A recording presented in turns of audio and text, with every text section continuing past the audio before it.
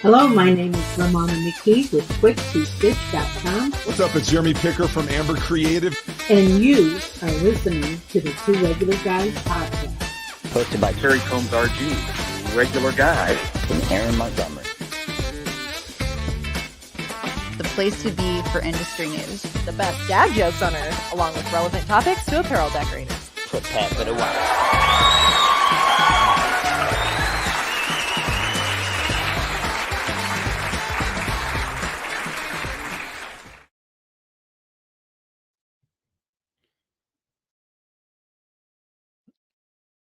Somehow. Terry, I think you were muted, or maybe it's just me. Eric, is it me or? Hello? Oh, there we go. No, it's really off. All right, Terry. Well, I've got this. Well, why don't we pop you off screen for just a second? We'll get this rolling. Welcome into the Two Regular Guys podcast. It is Friday, February 2nd, 2024. I'm Aaron Montgomery. He was Terry Combs, but for some reason his microphone wasn't playing nicely. We'll get him back here in a second. So you can find Terry over at terrycombs.com. But I'm Aaron Montgomery with our Success Group, and we're here to inspire you to fall in love with your business. And today we've got Johnny Shell from Keypoint Intelligence. He's going to be sharing some details about their DTF Forecast with us today. So I think it's going to be a great opportunity there. And Terry, are we? You feel like we should give it another shot here, or should I just keep dragging my feet for a second? Well, it's still muted, so we can. We'll see what happens. But anyhow, Terry, nope, cannot hear you yet. Okay, back to the joys of the internet and technology and all that kind of fun stuff. So. We will get Terry back in here. He is restarting, and we're going to have him on. We've got some other guests here anyhow, so Terry and I are ancillary to all this. But we do also have another special guest. Eric is going to be joining us later at the very end of the show to serve up his helping of the secret sauce, and basically secrets about why connecting with your creativity and tackling new techniques can bolster your bottom line. It's not all just about playing. How can we turn that into profit? So looking forward to hearing that from Eric a little bit later on in the show here today. But we've got lots of other great segments for all of you guys. And first and foremost, we've got the news. And we've got Adrian joining us here in just a moment from DTFprinting.com. So make sure you guys go over there and check them out at DTFprinting.com. But let's go ahead and do that news. So, Eric, if you could welcome in Adrian here, please.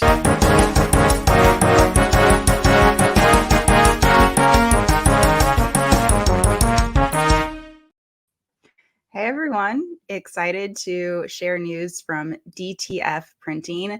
And as Aaron said, as a reminder to everyone, we are no longer DTF.com. We recently switched our name to DTF Printing and our URL to DTFprinting.com. So you can still explore our how-to shop profiles, industry news, DTF basics, new products, demos, the DTF Printing podcast, newsletter, and more at DTFprinting.com. Thanks. All right, up first, we have a lot of Gildan news. So Gildan Corp has updates to all three of its company pillars: Comfort Colors, American Apparel, and Gildan. So Comfort Colors, a proprietary dyeing process, has a new name and look: Pigment Pure. Pigment Pure dyeing technology uses, on average, 3 times less water, consumes less energy, and has a quicker processing time versus other traditional dyeing processes. American Apparel is expanding its product offering with 12 new styles across 5 collections. These pieces aim to reaffirm American Apparel's dedication to premium quality and style. And through Craft the Culture, American Apparel will work with artists through its multi-year collaboration as the official printwear partner at select Live Nation festivals throughout the U.S. And Gildan has announced its classic Ultra Cotton 2000 shirt will now feel softer to the skin due to a new and unique cotton technology. The 2000 is made using U.S. cotton, which Gildan re-engineers from the yarn through to the finishing process, enhancing the fabric softness. And this new soft technology will also be extended to 5,000, 8,000, and 18,000 family of styles later this year. You can read more in the industry news section at dtfprinting.com. Up next, how safe is DTF? There's lots of news circulating this topic lately. And compared to standard apparel decoration techniques like screen printing, direct-to-film printing is very much in its infancy. As to be expected with new tech, there are more questions than answers when it comes to DTF safety. Can powder cause health issues? Do my employees need to wear a mask? What can my staff do to avoid inhaling fumes directly? This article will show you how to mitigate health risks when bringing in direct-to-film printing in-house, and sources manufacturers like Roland DGA and Lawson Screen and Digital Products, as well as printers like Paisley Joe Designs and Stoked on Printing. The article was originally published in Graphics Pro magazine, but you can also find it at dtfprinting.com. And our final news piece, we are hosting the first ever DTF printing t-shirt contest. This is your chance to demonstrate your direct-to-film printing knowledge and expertise. So those interested in competing must sign up for the contest no later than February 7th. Participants will receive a blank UX print t-shirt and a downloadable file with the design. Printed t-shirts must be received by Tuesday, February 20th. Independent judging will take place Saturday, February 24th at DTF Expo, and winners will be announced on the show floor later that day. You don't need to be present to win, but you should still come.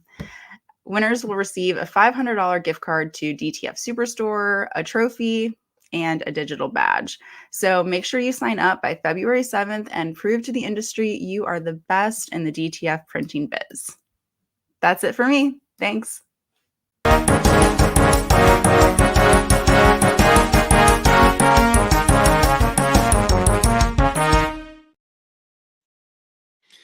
All right, you guys. Well, thank you very much, Adrian, for the news hit there and all that awesome stuff. And I loved how she said, you don't have to be there, but come anyways. So I love that. That's such a fun way to put that. Well, shall we give? Let's give Terry another shot here. Terry, we audio. Let's try it. All right. Can you hear me? Yeah. All right. Overcome. Awesome. Well, only took 2 restarts to get me going today. All right. Well, that's the old tech support. Did you restart it? Did you turn the power on? Right? Did you plug in the microphone? Right? Exactly. All right. We got all that. Terry is here. We are excited. Speaking of excited, we've got our regulators here, so we're excited to have you guys tuning in here. So Chuck checking in early said good morning, and we've got a LinkedIn user saying hi, guys.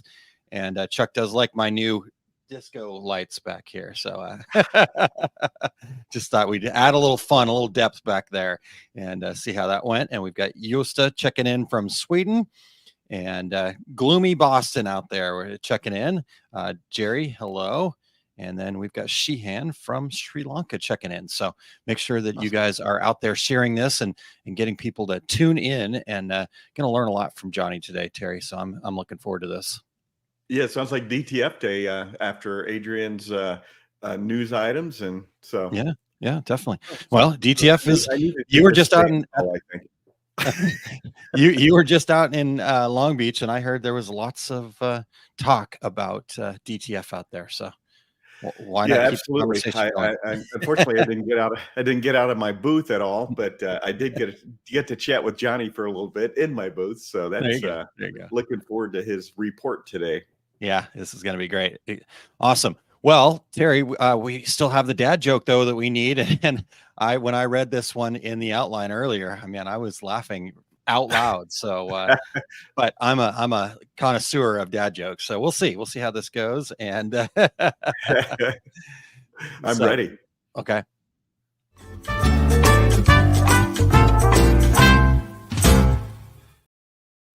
All right.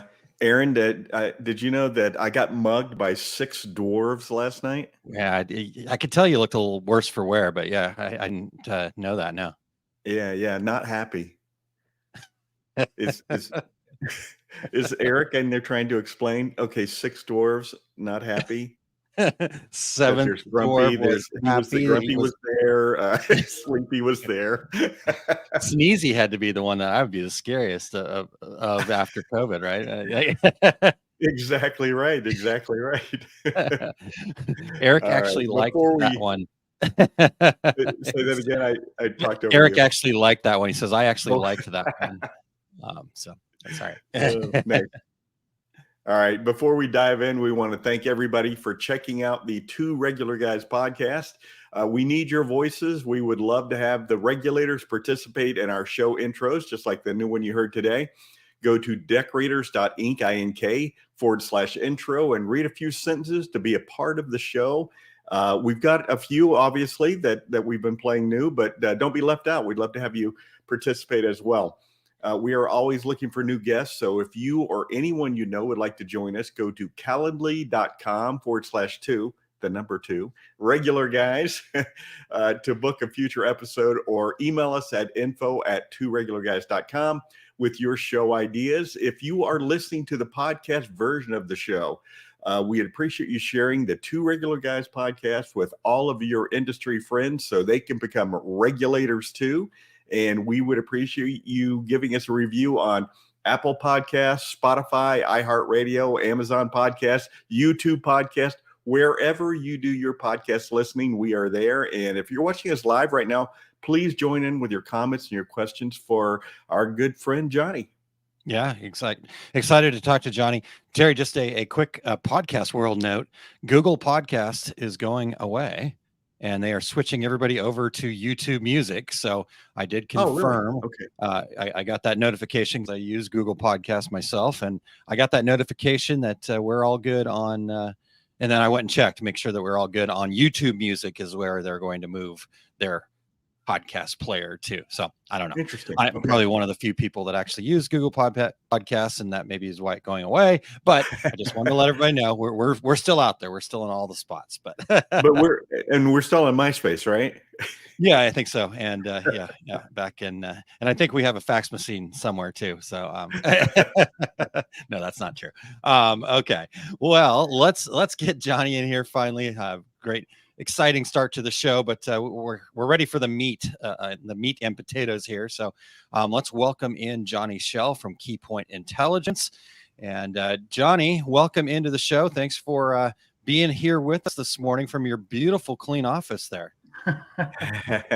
Yeah, well, thanks. It's great to see both of you guys. Terry, it's been a while. It's been 2 weeks since I saw you in Long Beach, and Just about, Aaron. yeah. Hopefully our paths will cross soon. Aaron, haven't seen you in a long while, but It's been a bit. Certainly honored to be a part of the show again. Awesome. Well, thank you for being here. We always love having you, Johnny. We always have such a fun conversation, but B, I always walk away with a ton of notes and a ton of great information. And today is not going to be any different. But before we get into that, though, I know you've been on the show with us before, but maybe we've got some new listeners out there or some people that have amnesia. So maybe just tell us a little bit about yourself and your journey through our industry here to getting to Keypoint Intelligence. Yeah, sure. So I was born an 8.5 pound baby. Okay. We're going to go all the way back. I love it. That's too far back. I've been in the industry since 1986. I actually got started in a screen printing shop at the town I went to college in North Carolina, and just fell in love with the process of screen printing, and made my way from there through several other different screen printing shops, working a variety of capacities from sign and graphics to apparel, some industrial printing. I worked for a CD manufacturer back in the day when CDs were actually made. Wow. We did about 300 million units a year, so it was high volume production. Yeah. And so that's really where I cut my teeth on screen printing. And then I was with formerly SGIA, which is now Printing United, for a little over 20 years. And then I've been with Keypoint Intelligence since 2021. And I'm the principal analyst for our textile and apparel printing service. So my job here is basically to monitor the industry, track the data, do forecasting, do research in the industry on trends or what's on the horizons, what's coming down the pipeline next, those kind of things. And so our subscribers benefit from all that information to keep them on the leading edge of marketing, their strategies, those kind of things. So I love it. What a perfect role for you, Johnny, by the way. Just hearkening back, right? I mean, because that's what you were. I don't know if that was necessarily your role at SGI or Printing United, but the reality was you were always the guy that had his finger on the pulse of what was going on, and we brought you in to Two Regular Guys to talk about that. Like, what's the future look like? What's going on with this? And you were always so good at that. So I love. Yeah, that was part of my role. You know, I was the kind of the conduit between the vendors of hardware and inks and materials, and then disseminating that information out to the end users to help them better utilize the technology. So perfect role for you now. So love it. Yeah. So Johnny, tell us about this new, and as I said before, it's apparently DTF day here at Two Regular Guys. Tell us about this new DTF forecast you've done. Yeah, so to my knowledge, it's really the first direct-to-film forecast that's ever been done, and I'm happy to say that we did it first. I know many of the other market intelligence organizations are looking at DTF, but just with my background and skill set, I've honed in on it, and I proposed the idea to my upper management, and they love the idea. So we last year published the very first forecast on direct-to-film, and so it was an exciting journey, to say the least. You know, a forecast is really just trying to predict the future. And so that's kind of hard when you don't have any historical data. We had a little bit of historical data, but let's be honest, DTF's only been around since 2019, early 2020. It kind of hit the road right at the beginning of the pandemic, and here we are now, and it's a major player in all of the technology platforms that are used for apparel. So it's been an exciting process to get to this point, to say the least. It's one of those, okay, let's start from zero and now tell us where it's going. Yeah. Well, it's already here. I guess the good news with DTF is we learned a lot of things in the early days of DTG, right? When the first DTG printers came on board, they were converted paper printers. They weren't very well. They were unreliable. I'll be politically correct there. But over this time, is guys, you don't have to be. But over time, and as more prominent vendors got involved, Cornette, Brother, Epson, the technology gained legitimacy and is now a major player in all the platforms that are used for apparel. And with DTF, it was kind of a very short learning curve, right? We already had the inks figured out. PET film's been around for longer than DTF has been around. Screen printers have used it for many, many years for transfers. So all these components kind of came together at really a perfect time. So here we are. DTF is a major player, and I'm excited to share some of the forecast information I've got. Yeah. Well, that's perfect. That leads where I wanted to head next. We're talking about a forecast. So help us start us off by kind of the groundwork. What are the kind of the metrics that you were using? What's kind of included in this forecast? Yeah, so we track everything. And when I say track, we have the vendors actually participate and give us their data as far as the number of placements, the production speeds, those kind of things, right? And then our data engineers kind of put that into a massive spreadsheet. And it's my job then to go in and analyze that data and put it into a format of the forecast. So the forecast itself is two parts, actually. There's a pivot table with all the data in an Excel spreadsheet. And then there's kind of a slide deck that includes all the analysis, right? But as far as metrics, we track the number of placements of hardware, so individual printers, the average installed base, meaning so placements is just for the previous year, and then average installed base takes into account, everything that's already there, retirement curves. Some have been retired, some have been new. So that average installed base just gives you a nice round figure of how many units are out there being used to print DTF. Okay. Equipment revenue. So we calculate a low and a high sales point for the various printers that we track. And so we get an estimate on equipment revenue, the print volume, how many square meters of PET film are actually printed, the ink volume that's used. And we do testing on a variety of devices. We actually have a testing program for direct-to-film devices that's been really successful. So we calculate the ink volume based on an average image size, the imaging supplies revenue. So that would be your hot melt powder adhesives, your PET films, those kind of things. Yeah. The retail value, so what it would sell for in a retail environment, the finished garment. The media value itself, that's the blank apparel. And then that's about it, really. Yeah. Okay. That's pretty So inclusive. it's a lot of it's a lot of it gives a nice big picture on all the components of the DTF market. Yeah. Well, Johnny, you obviously are taking, and Aaron and I are both big Excel spreadsheet nerds, so you're talking our language here. but so you boil it all down for all of us laymen out there. So what did you find most interesting in this study? Yeah, well, the first thing that really jumped off the page at me was the tremendous growth. Like I say, this is the first forecast, so the forecast years are 2022 to 2027. We always do 1 year of historical data and then 5 years of estimates, essentially. But we've actually been tracking since the early days back in 2020. And just the tremendous growth of DTF that we've seen just over the last 3 years has been incredible. And that's projected to continue to explode through 2027. So that's kind of the first thing that I saw. But the second thing that I saw that really, I guess it's not surprising given the capabilities of DTF.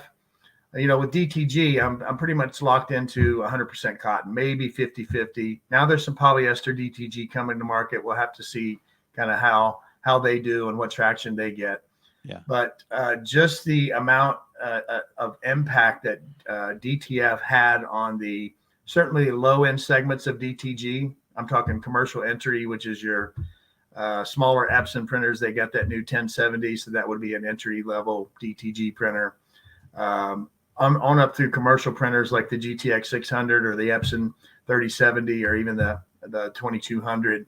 But just the amount of impact that DTF has had on those low end segments of DTG, it's really crippled it, to say the least. Terry, I don't know if you can elaborate on that, if you've seen any decline in the Epson DTG sales at Equipment Zone, but I'm sure you felt it a little bit.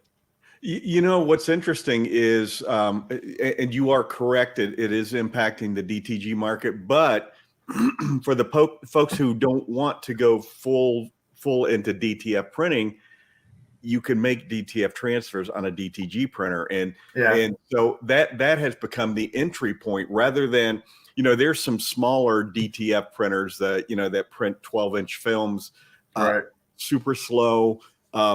So really what we're seeing is the folks that want to put their toe in the water of DTF are doing it on DTG printers and specifically buying DTG printers to do both technologies. Do both, yeah. And you know, and Johnny, something else I wanted to ask you, and it's not on our outline, but are you seeing?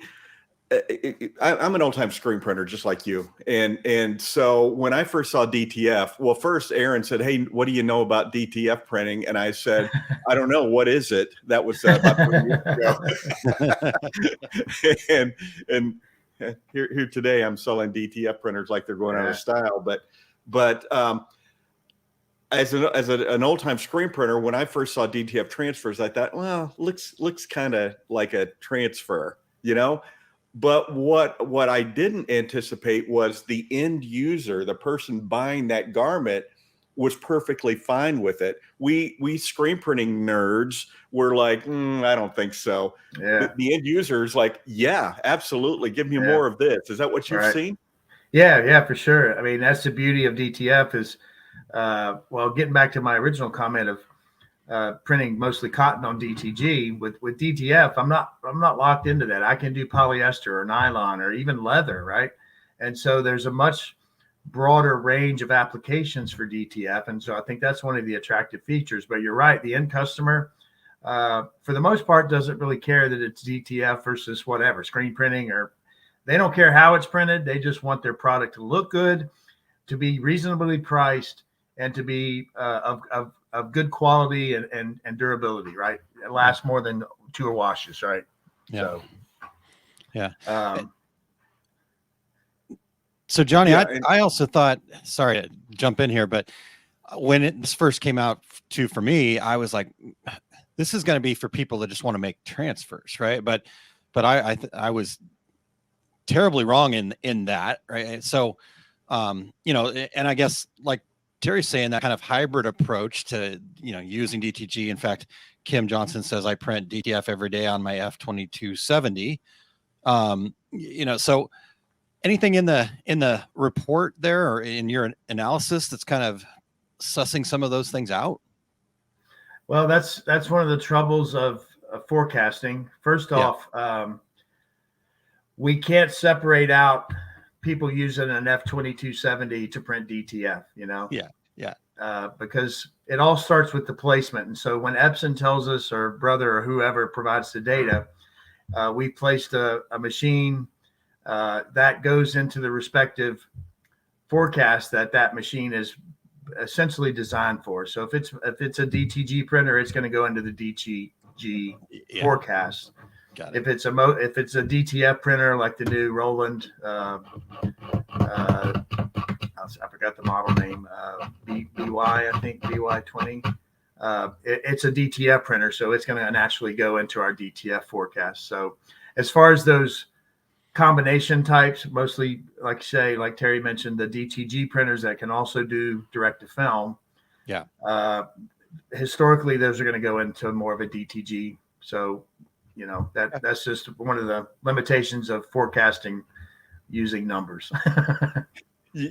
Something interesting that I see, since I talk to decorators every day, is that someone will say, I bought a DTG printer to do DTG, but then I started doing some DTF transfers, and that's all I do now. And I have a customer in the Midwest who bought an F2100, bought another one 6 months later, and like 6 weeks later called me and said, hey, I need another one. And I'm like, wow, you're doing a lot of DTG. And she goes, no, I'm just doing DTF on it, on all 3 of them, because once my customers saw it, they wanted more. And so, and that person ended up buying not only 3 F2100s, the predecessor to the 2270, but then bought a full-fledged 24-inch DTF printer to set. So her customers drove her production technology. Right. And Johnny, something as a screen printer that I have loved about DTF is no dye migration. And for anybody out there that's ever printed a polyester or red polyester shirt with screen printing, it looks awesome before it goes on the dryer belt. When it comes out, that white ink is pink, right. But you're not getting that dye migration with a DTF transfer, which is revolutionary for screen printers. Yeah. And that's just another check in the right column for DTF. It's a universal solution that works on most any kind of fiber type or fabric. I can even do non-textile like leathers. It's really, I hate to say it, a silver bullet, if you will, that is growing like crazy. You mentioned Impressions Expo, Aaron. That it was the most prevalent technology on the floor. Terry, if you didn't get a chance to walk around, every third booth had a DTF printer in it. It was crazy. Screen printing was there. DTG was there, but DTF was everywhere.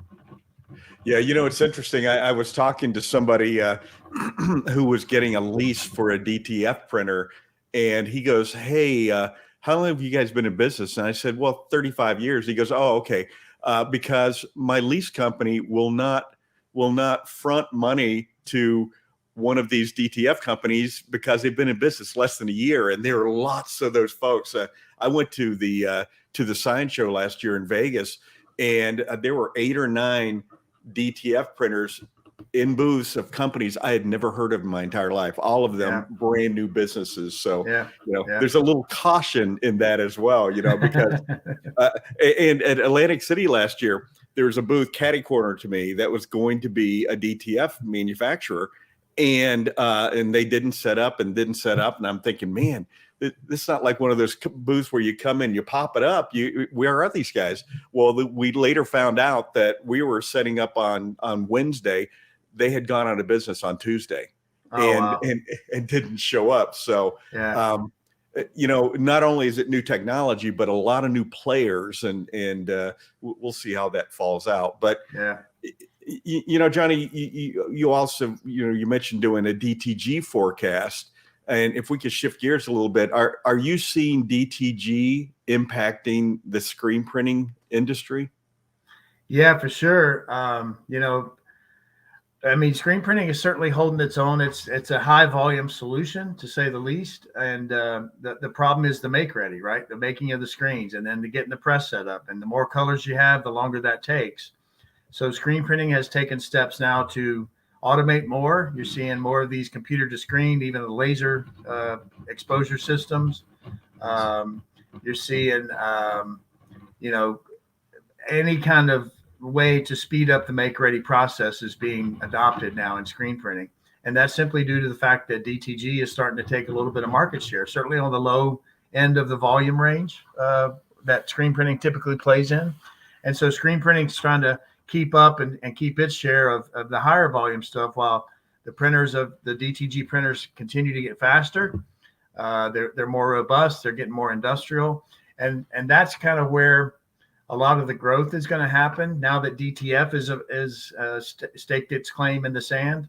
The industrial segments of DTG are going to continue to take the volume of the entire DTG market. That's where most of the volume is going to go. Now, that's not to say that the small office, home office guys won't still have a DTG printer.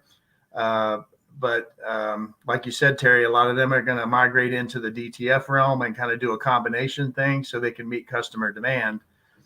So it's everything's interacting with everything else. It's pretty exciting to see. I really don't remember anything like this in the decorated apparel industry. Yeah. I teach screen printing classes, as you guys know, but those classes still sell out. Every class sells out because, as you know, the bread and butter for screen printing is 1 and 2 and 3 color work. And I'll throw another curve at you. I'm anticipating that decorator that does simulated process. I think that's going to shrink. But those of us who know how to do photographic reproduction on a T-shirt with screen printing, I think that is going to be a lost art. What do you think? Yeah, I would agree to some extent because why bother with the painstaking headache of doing a separation, making the screens, getting it to press to do a press proof, finding out this doesn't look right, and we need to go back into the pre-press and tweak that color or pull that separation level back or what have you. And now with digital, I can just print it out over here and get an immediate satisfaction and gratification. If I need to adjust it, I don't have to go through all those hours and hours of make ready.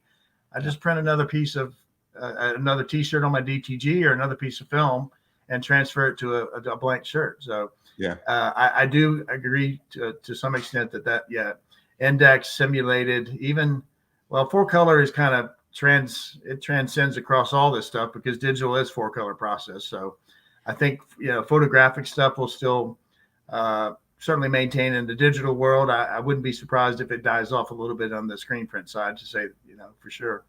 Yeah. I do tell people in my screen printing classes, though, this is a technology that you should have as a screen printer because, and I'm going to, Aaron, forgive me for repeating a story for the no way. But, should I tell it? Or you probably could. Family reunions. When somebody walks into your shop and says, I'm having a family reunion, you're like, please have 150 people in your family. No, I need 17 shirts. Susie's a 2.4, Uncle Bob's a 4X. I don't want to pay for extra screens. And I have this phenomenal idea. I'm thinking of a tree. I'm going to have a tree on my shirt. And a screen printer just cringes when somebody walks in because of all the different sizes and they just want a handful of shirts. But if you have a DTG printer or a DTF printer, you can say, yeah, come back at 2:00. I'll have those for you. Yeah. So it's just another tool, and I feel confident that screen printing is not going away. It's just shifting gears a little bit. And I think most, if not all, screen printers at some point in time will have a digital option for those shorter run customers. Yeah. It's an Amazon world, I want it now. I want one. I want it custom. So. Right. Yeah. And that's just the world we live in now. But yeah, I mean, screen printing, all these are just tools in the toolbox, right? And screen printing is a high volume solution. So all those Captain America t-shirts in Walmart have to be printed by something, and screen printing is the best alternative, right? I mean, it's, so. I think what I'm hearing from both of you guys sharing here is the job's going to dictate, right? But we need to have the knowledge at the very minimum of the tools that are out there that are available to us. And DTF has brought a new tool to our toolbox, so to speak. Absolutely. Yeah. But DTG and DTF are not anytime in the near future going to have glitter, going to have suede, going to have puffs, going to have any of those specialty applications that we can do with screen printing. So yeah. Is that what you're seeing though in talking to the manufacturers and stuff? Like, that's not you did a 5-year forecast, so I'm just curious what your crystal ball holds there too. Yeah, I mean, the forecast is really just on hardware and stuff. It's not really about printing applications, but I have seen some holographic films. I think STS last year at Impressions had some weird, it almost looked like foil, but the problem with it is it was the entire print. It wasn't just like screen printing can do. I only want gold foil right here on the rows. I don't want it on the rest of the print, right? Right. Yeah. And so, so DTF is limited. It's an all or nothing kind of thing when you get into some of these specialty films that are coming out now. Okay. All right. Well, real quick here, we've got a new regulator here. Got a question for us. Sheehan says, is there any calculation method or any application use for calculating ink consumption on DTF technology, depending on the print area percentage? So any feedback on that one, Johnny? So the way we calculate ink volume is we have a standard print that we use in all of our testing, and the ink consumed for that, it's like a 10 by 12. You guys probably know the image. It's from Great Dane Graphics. It's the beach scene with the palm trees. I think there's a surfboard and the beach. That's our standard image that we use for not only ink consumption, but also print speed. So for that typical, that standard image we use in the testing, we calculate the ink consumption. We actually weigh, that was ink waste. For the ink consumption, we use the RIP data, whatever the RIP tells us, and the printer data, if the printer tells us. Yep. And so that's how we calculate the ink volume. Okay. All right. Sounds good. Yeah. Appreciate the share on that. A couple other regulators checking in this morning. So we'll just say hi real quick while I'm in the comments here. Christopher Kretz checked in earlier. Brandon, Joe Kramer said, Aaron's got the party lights going. Anytime you have Johnny on, it's a party, man. Come on. We got to have a party.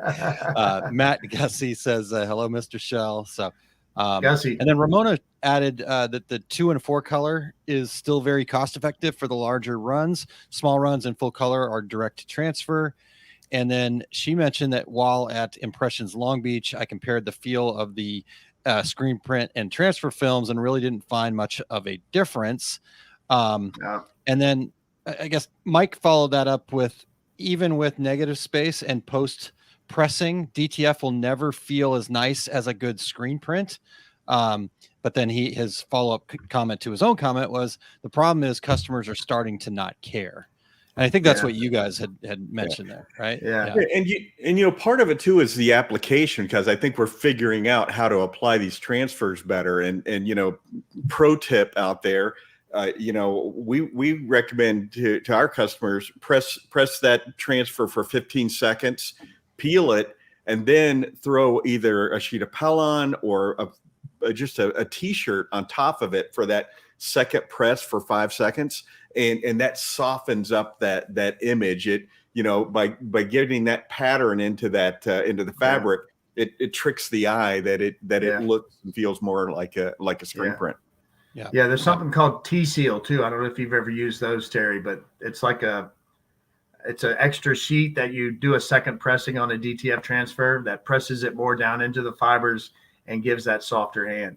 So, and then too, I don't know if you stopped at DuPont, but DuPont's got a new DTF ink that they're promoting, and I felt the feel of it, and it was darn near a screen print. I mean, it felt that good. And again, we're in the infancy of this technology. It's only been around for 3 or 4 years. I mean, look how far we've come with DTG over the last 20 years. So it's going to get better. The inks and the hand feel is going to get better. That's really the major complaint that I hear about DTF is the hand feel. It's stiff. It feels like that 1970s beach store transfer you got down on the beach that your chest sweated and you didn't like it. It didn't breathe. And so the films are going to get it better. So it's an evolving process that can only get better for sure. Right. Yeah. Right. Yeah. 100%.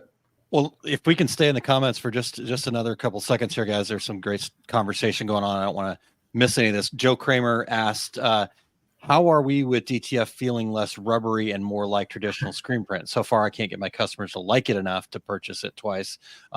Is it? And you were just talking about that, Johnny, the T-Seal, I think you called it. You mentioned, right? Is it enough to textured Teflon sheet or something like that? So I know we just kind of covered that a little bit, but let's reiterate any of that. So So in our testing, we just do the standard transfer process, and then we do a second transfer using the T-Seal, and then we do washability. And in our findings anyway, the T-Seal, the second pressing using the T-Seal sheet, gives better washability.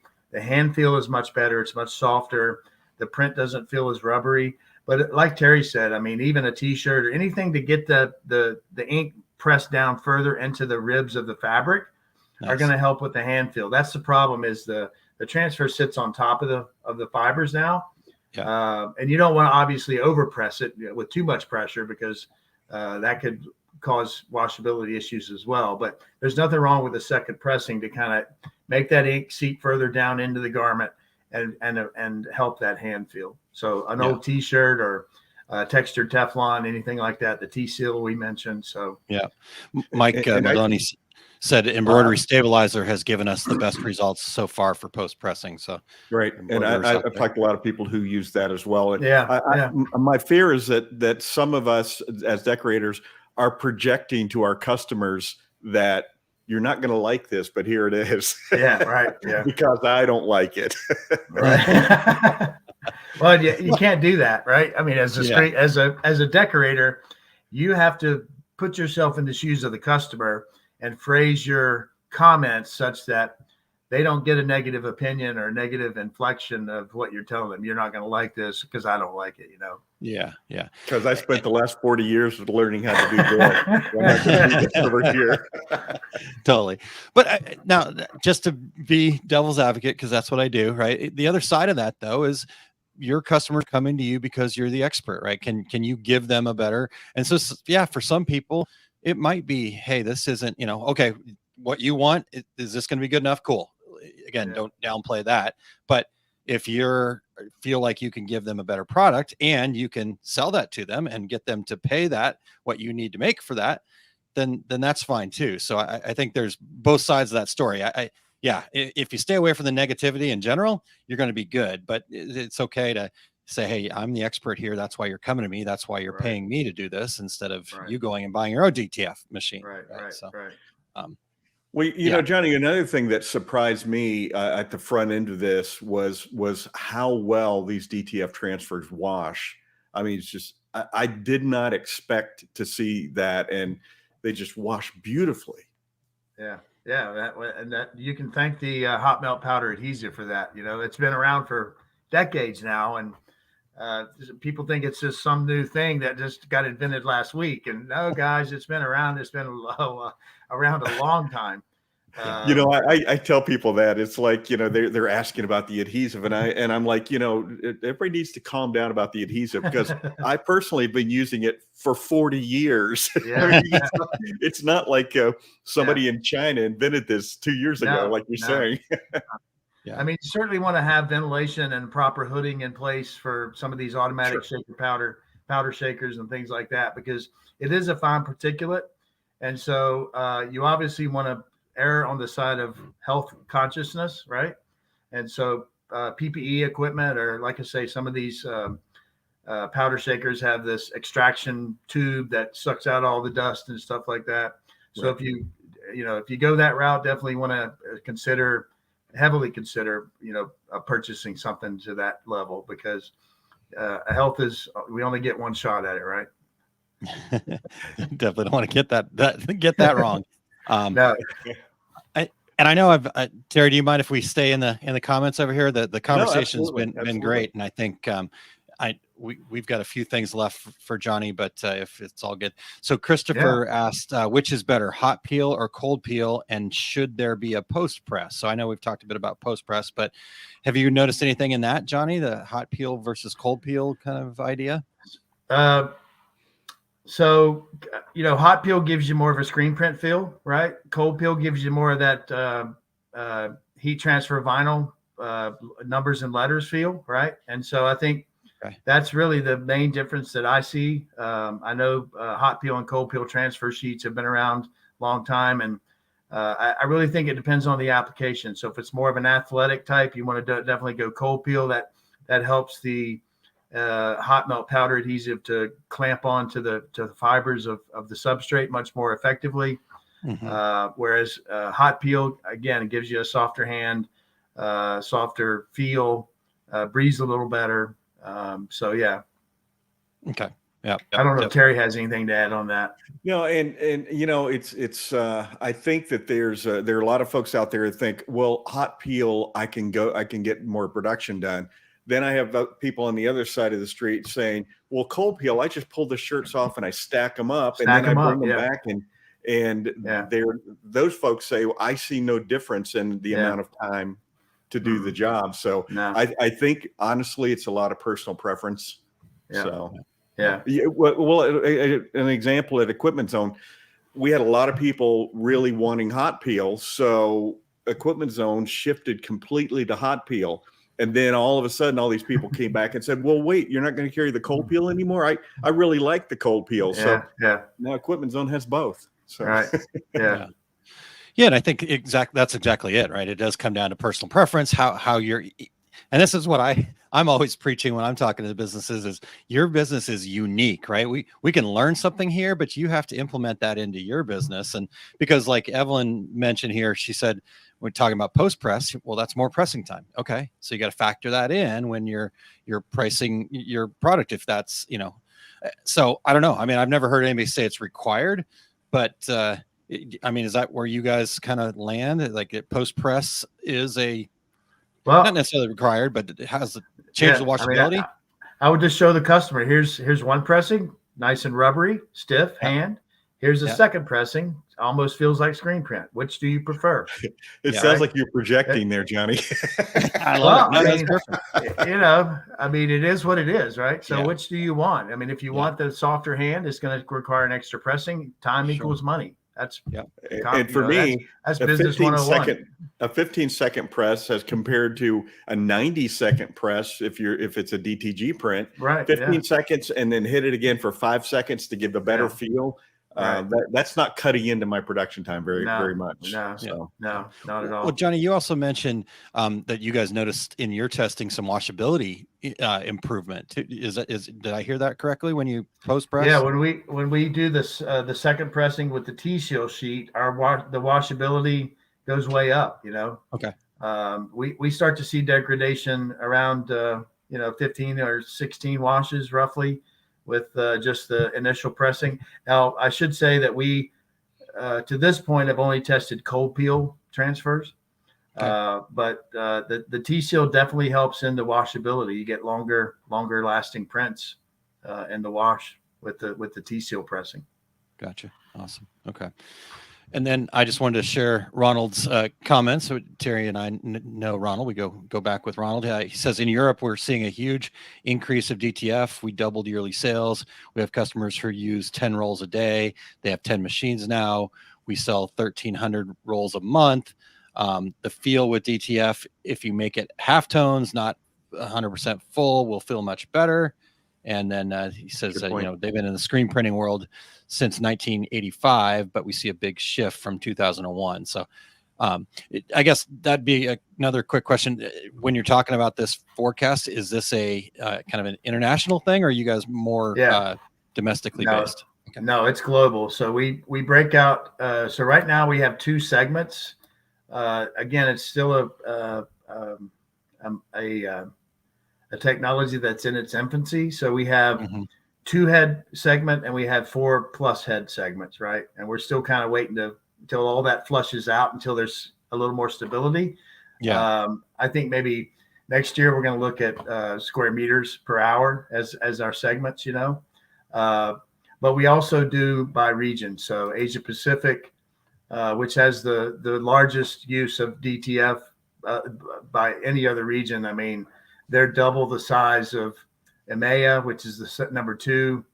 North America is number 3, and then South and Latin America is number 4 in terms of placements. So, yeah, we do it by region. We will eventually have more defined segments as well. So you can really slice and dice the forecast using the pivot table to find specifically exactly what were the number of, let's say, 80 square meter per hour machines in South and Latin America, right? So you'll be able to do that. That's awesome. For our U.S. listeners, that's 39 inches. In UK. Yeah. Well, and that's something else we're seeing too, is we're not stuck into this 60 centimeter, 24-inch bucket anymore with DTF. I don't know if Terry, you saw this at the show in Long Beach, but I didn't. A lot of bigger printers, well beyond 24-inch, and that's really the next plateau, if you will, for DTF. Is we don't have to be 24-inch now. I did see some cutting systems, and I think that's going to come into play as you get to these 2 and 3 meter wide rolls of film, because it's not easy to handle a wet ink on a film. And trying to cut it apart and things like that. And so, but again, it's a continuous evolution with this technology. It's only been around for a few years, and it's by no means mature. So we're going to see a lot of change over the next several years, possibly even until the end of the decade. But it's exciting, and I'm happy to be a part of it. It's great to watch, and that's what I love doing, is just finding out how all these things are going to intertwine together. Yeah. It's fun watching new technology, and like you said, it's certainly the biggest thing that's happened in many years in our industry. So, Johnny, this has been awesome. How can our listeners get more information? Yeah, sure. So you can find me at keypointintelligence.com. My email is johnny.shell@keypointintelligence.com. We're a market intelligence firm. We do everything from forecasting to market research. We recently started up operational assessments. So if you're a screen printer who's interested in integrating digital, be it DTG or DTF or even sublimation, I can come in and kind of do an assessment on your current process and workflow and offer recommendations on how best to adopt, because there's more questions than answers when you go from screen printing into a digital world. It's much more software driven. E-commerce is a big part. API, all these kind of things, and a lot of people just get overwhelmed and they make poor decisions, which ultimately ends up biting them. So that's why I make poor decisions. Okay, I get overwhelmed. I thought it was Terry this whole time. All right. We're learning more every time Johnny comes on the show. Yeah. I love it. Yeah, Johnny, this has been part fantastic. of our poor decisions before. Yeah, Johnny, this has really been fantastic. What a great service you're doing for the industry. Thank you so much for this and for what you guys are doing over there at Keypoint. So make sure you guys go over and check that out. And just drop Johnny a note and tell him thanks for all the great information too. So, Johnny, we really appreciate your time today, and look forward to seeing you out on the road here soon. Absolutely. Good to be with you guys. Look forward to the next time. Thanks, Johnny. Always great having you on. Yeah. Bye-bye. Fantastic. Man, I always learn when Johnny's on the show. There's I know. like, I oh know. man, I didn't know The guy that. always making us smarter. I don't know. Well, what a great conversation. And also want to just huge shout out to those that are tuned in here live and the regulators, but anybody that's listening to the replay of this, use the comments. We can keep the conversation going. There's actually a ton of questions that we didn't even get to. So we may, I don't know. I had an idea that I wrote down. So stay tuned, everybody. Okay. Stay tuned. All right. Well, so Terry, Big Book of Travels, how's it looking right now? What's happening for you? It's filling in. My complete screen printing business course. I'll be in Chicago at Atlas Screen Supply March 9th through 10th. They tell me there's 1 or 2 spots left if anybody's interested in heading to Chicago. My next class at Workhorse Products in Phoenix is May 4th and 5th. May is a great time to come to Phoenix and shake off a little bit of snow and ice and enjoy some time by the pool here in Phoenix. I'm going to be at Impressions Expo in Atlantic City. My presentation will be everything you've heard about DTG and DTF printing on the internet is wrong, except for this show. And that's going to be Friday, March 22nd. And watch for all my upcoming events at terrycombs.com. How about you, Aaron? I'd like to see that disclaimer at the bottom of that first slide right there, where it says, everything you've heard on the internet about DTG and DTF printing is wrong, and then like a big asterisk, except for the 2 regular guys. Can you do that? Well, ever since somebody raised their hand out in California and said, "But you're on the internet," I now have a second slide that repeats the first slide, and it says almost everything you see on the internet. Okay. Could you just put our logo up there though, right? I mean, let's be legitimate. No, okay, all right, I love it. So yeah, apparently my Big Book of Travel has been hanging out with Terry's Big Book of Travel, and it got busy all of a sudden. So coming up, the next place where I am actually getting out on the road this year, Dax, Kansas City. I will be teaching 2 classes there: the fundamentals of fundamentals of pricing your printing, and the fundamentals for small business growth. And that'll be happening on February 23rd. And so looking forward to that. I'm just a little quick side note I'm taking the train out there. I'm kind of excited about that, actually. There's a train from St. Louis to Kansas City. And I've done it before with my dad. And I'm going to take it again here. That's awesome. So yeah. Last time you and I took a train ride together, we got stopped by high water and had to take a cab for like an hour ride to Philadelphia. Just a reminder. Yeah. Like a $150 cab ride to Philadelphia. Yes. Thank you for bringing that into the play there, Terry. Yeah. Speaking of Philadelphia and Atlantic City, it is confirmed. Everything is all set for me. So in Impressions Expo in Atlantic City on Thursday, March 21st, I will be teaching Elevating Your Business with AI, Harnessing ChatGPT for Generative Marketing. And then on Friday, March 22nd, I will be teaching How to Master Pricing, Making Your Business Unstoppable. So excited to get out there to AC and see everybody out there in Atlantic City. It's been years. In fact, I think it was that time that we got trapped on the train was the last time I was there, Terry. So maybe so. Looking forward to getting out there. And then I will be, we're still nailing down the details on the actual topic, but it is confirmed I will be at the Graphics Pro Expo in Irving, Texas, March 9th, and be teaching from 11 a.m. to 12:30 p.m. Again, we've got a couple of topics we're bouncing around to kind of figure out what's going to fit for what they're looking for. There will be fundamentals involved, right? There will be some information from the book here involved. So looking forward to seeing everybody in Irving who will be there. And then I kind of teased this the last time, but it is a reality. I've got the deposit put down on the location here. So we're calling it FBS Live. The Fundamentals of Business Success Live will be happening here in St. Louis, June 7th and 8th. And the details, like I said, are still being ironed out on that as well. So I'm hoping to finish that up this weekend. But if you'll go to our Facebook group, which is facebook.com/groups/OSG Fundamentals, just go look for OSG Fundamentals out there on Facebook and join that group, and you'll be some of the first people to know. This is going to have very limited seating. The interest that we've already kind of garnered, I feel like we're going to fill this thing up. So It's going to be a 2-day small business workshop and retreat where you're going to come together as community, and we're going to facilitate falling in love with your business.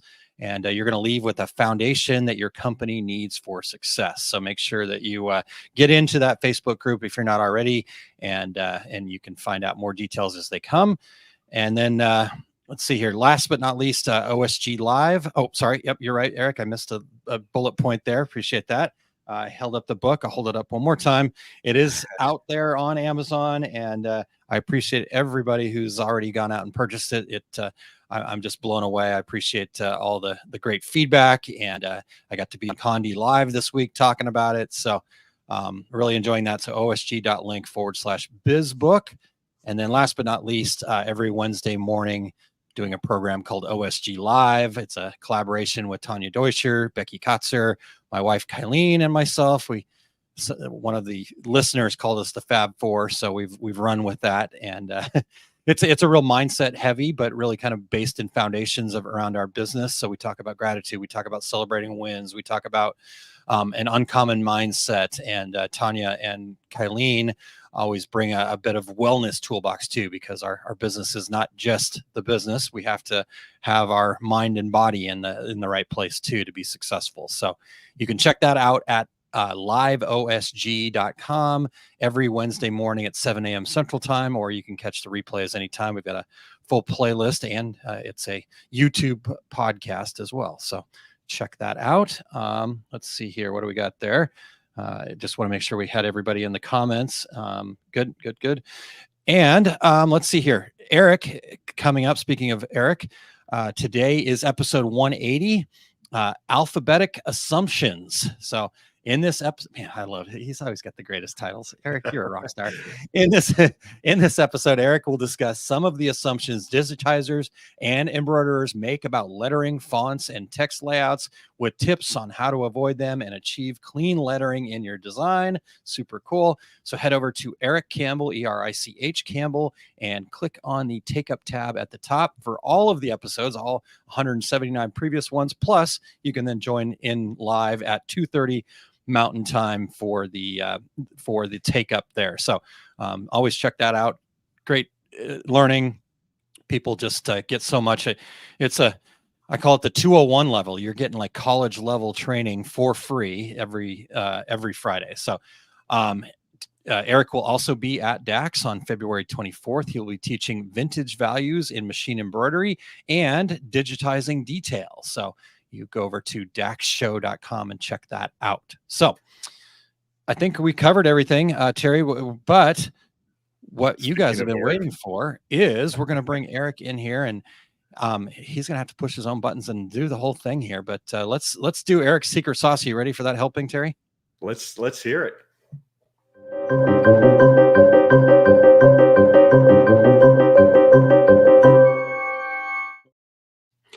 Hey folks, happy to be here to give you the secret sauce, because we actually have something that is quite useful if you ask me today. And it's something that I have been covering quite a bit lately. As you guys know, I've been teaching things like the Technique Toolkit. I'm teaching vintage stitching as we come into DAX. And this is all about why those creative techniques matter.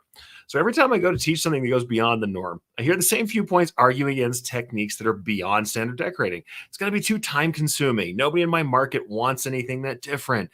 The finished product is going to be too expensive to sell. No customer would let me change the way they usually have their logo done. The truth is, many of the things I teach as far as specialty stitching especially don't really always take much longer than the usual type of work, and are often equal or less in time as far as material outlay and stitch count. Generally, they're a little bit less sometimes than standard interpretations, even if there's some extra time in interpretation when we're talking about art and digitizing. The truth is, it can be really easy to dismiss specialty work and new techniques because they take us out of our comfort zone. It might require us to kind of recalibrate our expectations and production methods. And honestly, one of the problems I really see people encountering is it opens them up to rejection from customers who don't want to or can't feel like they let us attempt something special with their art. That said, creating interesting treatments and exploring different ways of decorating provides direct benefits to your value proposition, even if most of your customers never take you up on the wilder side of what you can do. So first, let's look at what customers might value about some specialty creative work for themselves. For me, it always adds up to these two things. It's something I teach in all of my sessions about doing this kind of creative work, and that is distinction and delight. When we use specialty techniques, it provides distinction. It separates the customer's look from that of their competition. Their apparel now looks different. It can help align with their corporate customer culture and style. So either their corporate style or what their customers like, we can do things where our technique, our decoration method further aligns with the kind of styling they're into. Like when I teach vintage stitching, if they have a retro styling, that might be something we can apply to other art that might not be retro art, and get something cool that goes with that corporate culture or with a current trend. And it moves their merch, especially people who are doing things that require that promotional hit and are expected to be worn by somebody else to support that business or that customer. It moves it out of that commodity space where we're taking the same logo and slapping it on different locations, on different garments. So that's what distinction is all about. It builds brands and it separates the customer. The other thing is they get delight. And this is something I teach quite a lot in all sorts of detail or specialty treatments or the use of specialty materials. Delight is that feeling of seeing something cool. And you have that instant when a customer opens a box, sees something interesting, you show them a sample that has something they haven't seen before, and they get that moment of seeing something interesting and knowing that they want to share it.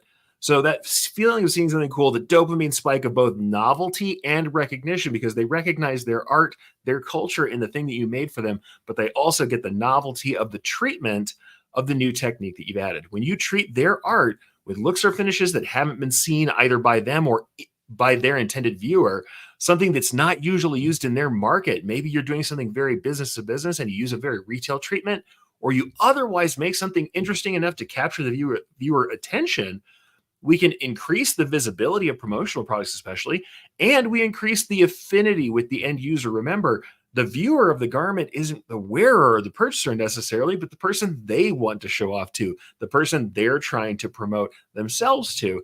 And having something cool that draws their eye can assist with that. And when it's new and interesting, the other thing is it becomes shareable and it increases the kind of virality of that image, getting it more impressions and making your customer the hero who can show people something cool that they haven't seen before. Your customer wants to associate with and be the bringer of the cool and interesting things to their groups and to their end customer, and your creative execution can provide it. So what about the rest of us, right? Let's say it's not about that. We have people who are usually have a pretty pedestrian ways that they want to decorate, or they're working on a bargain. Why do creative samples and creative techniques matter to those of us who have those kind of customers? Well, number one, even though not everybody will go for it, you never know what somebody might go for if you don't offer it to them. Certainly, the other thing is when you have a masterwork in front of a customer, your big piece, your showpiece, the thing that's interesting and shows the techniques you're capable of, they can more easily trust you for usual work. And they think then that the smaller work that they'll do with you, the more budget conscious, the more pedestrian work, the more usual work we do, is going to have the same kind of finish, treatment, and care taken that you show when making your masterworks. Even if work doesn't push the envelope, you can still bring a level of creativity, a level of polish, finish, and professionalism that is proved by those master creative techniques. Second, using those creative techniques usually requires us to know our medium on a more essential level and to really be able to push it. Meaning in the embroidery world, we have to know about stitches and how they work, how they interact with garments, how our different materials come together, and how digitizing is affected by the kind of materials and treatments we want to use.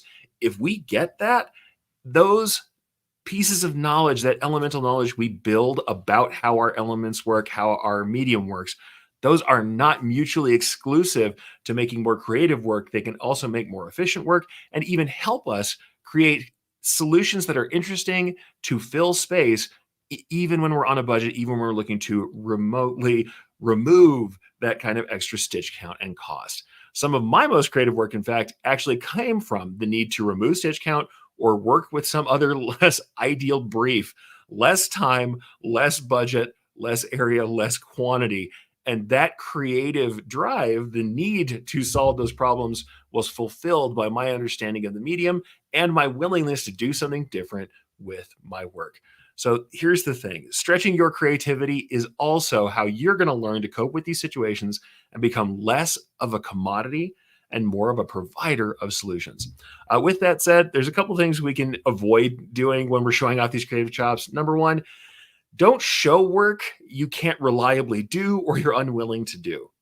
When you do show work that are these masterful pieces, these new creative techniques that you've learned, price according to your input and the value provided, even if it feels like a back off price, and that's the nicest way we put that price term, or a PETA price, and you know what that stands for. It's a certain kind of pain that we usually price things up over.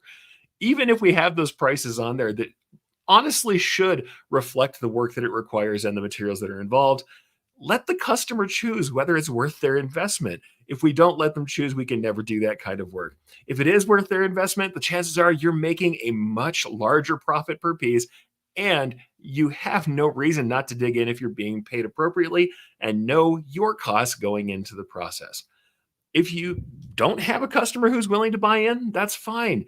You're free to pitch a more traditional solution, and showing that work that you can do just enhances their trust in your product. Like I said, remember, people can't buy what you don't offer, and they can't prove out whether there's value in a project unless they're educated on the process and given the chance to decide. So with that, folks, I hope you get a chance to try something cool. I hope you get a chance to have that customer buy in and go with you. But even if you don't, still take some time to play, learn something new, and by all means, stretch those creative muscles. You'll be glad you did.